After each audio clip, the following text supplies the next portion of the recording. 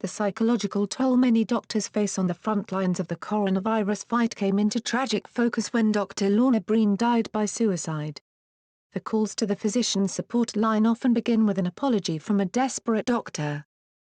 "They will say something like 'I'm sorry for bothering you with this,'" said Dr. Mona Massoud, who with the help of 4 other psychiatrists launched the hotline last month to help doctors deal with the stress of combating the coronavirus crisis. Then they will talk about the patients they've treated, the anxiety of going to work and not having the proper PPE, personal protective equipment, about feeling overwhelmed and not feeling like they have the support of the healthcare system," Massoud said.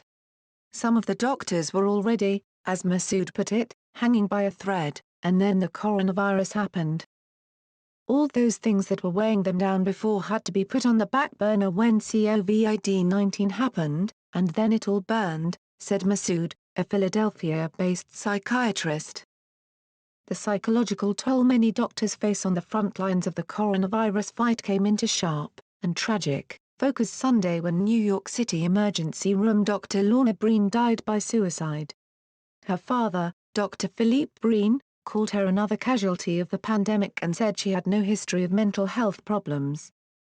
Dr. Smita Gautam, a Chicago-based psychiatrist and a co-founder of the Hotline, said she fears Breen could become one of many before the plague is gone.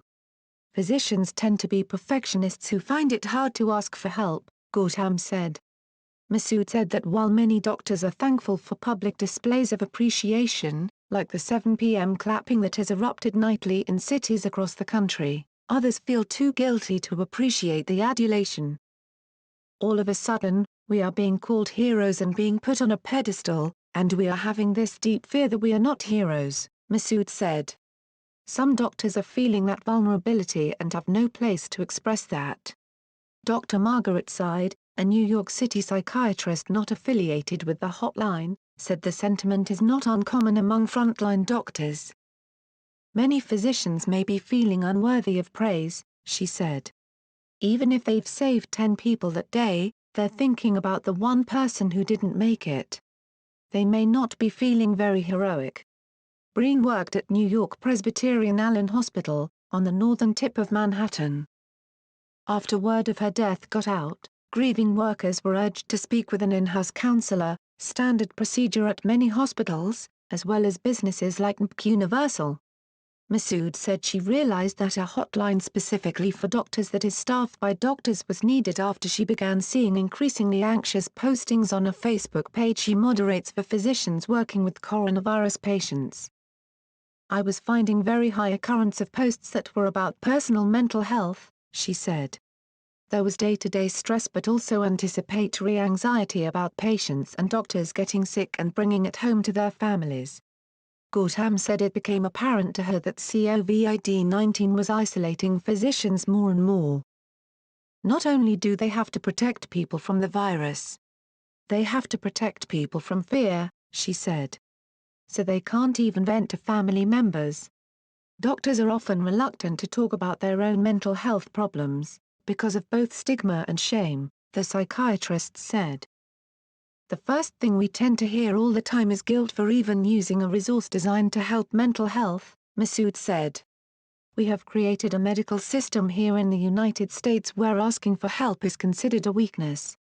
So the hotline, which is staffed by 600 volunteer psychiatrists who field calls 7 days a week from 8 a.m. until midnight, is completely confidential.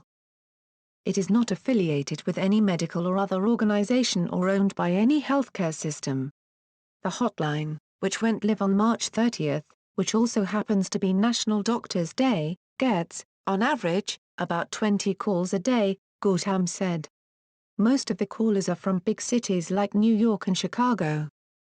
But the hotline also gets calls from doctors in rural, remote areas and doctors who are not working directly with coronavirus patients, like cardiologists, anesthesiologists and other specialists.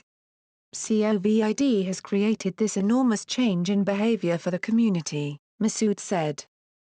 "People who were probably not thinking about their health acutely are now thinking about their health, and they are overwhelming their doctors."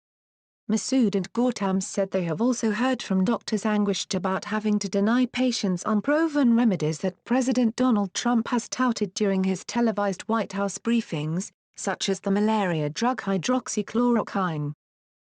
We are an apolitical organization, but when we have this kind of format where this kind of information is being so readily presented from a federal level, it does become an extra responsibility on our shoulders, Masood said.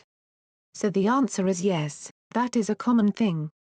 Said agreed. For healthcare providers, it's stressful to have to tell a patient no when hydroxychloroquine may have been their last sense of security, protection and hope against this invisible enemy, she said.